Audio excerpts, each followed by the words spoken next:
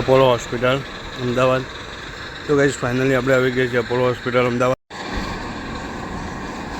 જોઈ શકો છો અહીંયાનું લોકેશન. અહીંયા સુંદર નજારો છે. અહીંયાનો બાગ બગીચા પણ સારા છે અને હોસ્પિટલની વ્યવસ્થા પણ સારી છે. તો ગાઈસ ફાઇનલી રોહિતના ભાભે આગળ જોઈ આપણે જઈએ પાછા. અહીંયાનું વાતાવરણ શાંત બધું છે. ફાઇનલી આજે આપણે આવી ગયા છીએ અપોલો હોસ્પિટલની અંદર. તો હમણાં તો દવા લેવાની હતી એટલે અપોલો હોસ્પિટલની અંદર આવી ગયા છીએ. અહીંયાનું લોકેશન સરસ છે, વાતાવરણ પણ સરસ છે. જોઈ શકો છો તમે, પાછળનો નજારો તમને બતાવી દઉં. તો આ છે અપોલો હોસ્પિટલ.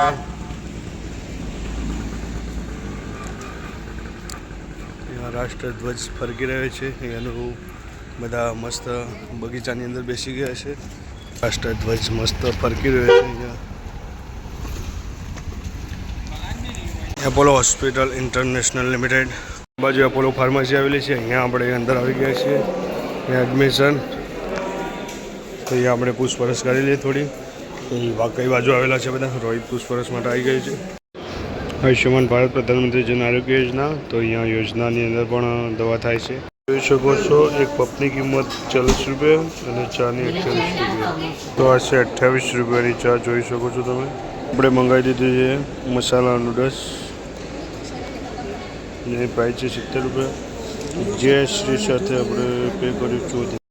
આપણે જે ઓર્ડર આપ્યો હતો મસાલા નૂડલ્સનો તો એ આવી ગયા છે. આપણે ઘરે આને મેગી કહીએ છીએ. તો આપણે ઘરે બનાવીએ તો આપણે મેગી કહીએ. તો આવે એનો સ્વાદ માણી લઈએ. તો ગાઈઝ આપણે ખાવા માટે આવી જઈએ છીએ અને જોઈ શકો છો તે હોસ્પિટલનું જમવાનું અલ્પેશ ખાવા માટે બેસી ગયો. તો આપણે જમી લઈએ પહેલાં. અમદાવાદની વહેલી સવાર જોઈ લો. એપોલો હોસ્પિટલ અલ્પોજ આવ્યા અને આ બાજુ ઇમરજન્સી વિભાગ છે. તો આપણે જઈશું હવે અંદર.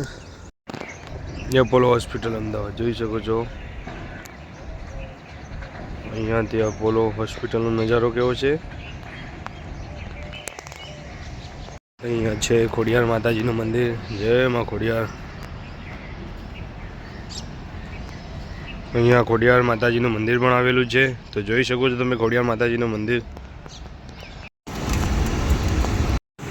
તો ગાઈસ ફાઇનલી આપણે આવી ગયા છે ઇડલી સંભાર ખાવા માટે. તો જોઈ શકો છો ઇડલી સંભાર ખાય છે. એમાં આપણે ખાઈ લઈએ ઇડલી સંભાર. આવી ગયા છીએ. અહીંયા બગીચાની અંદર બેઠા છીએ. અલ્પેશ પેલી બાજુ બેઠો છે. અહીંયા બધા જે પેશન્ટ સાથે આવેલા હોય માણસો એ પણ અહીંયા બેઠા છે અને આપણે અહીંયા તડકા બેઠા છીએ. જોઈ શકો છો અહીંયાનો નજારો તમે. સરસ મજાનો બગીચો છે. બેસવાની વ્યવસ્થા પણ સારી છે. અહીંયા હોસ્પિટલની આગળની બાજુ જે પાર્કિંગ વિભાગ છે ત્યાં આગળ બધી ગાડીઓ પાર્ક કરેલી છે. તમે અહીંયા ગાડી કે કોઈ બી સાધન લઈને આવો છો તો અહીંયા પાર્કિંગની વ્યવસ્થા પણ કરવામાં આવી છે.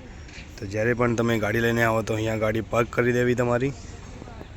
અહીંયા આ બાજુ કેન્ટીન છે. જે હોસ્પિટલની બહાર પણ કેન્ટીન આવેલી છે ત્યાં. તો ત્યાં આગળ જમવાની વ્યવસ્થા પણ છે.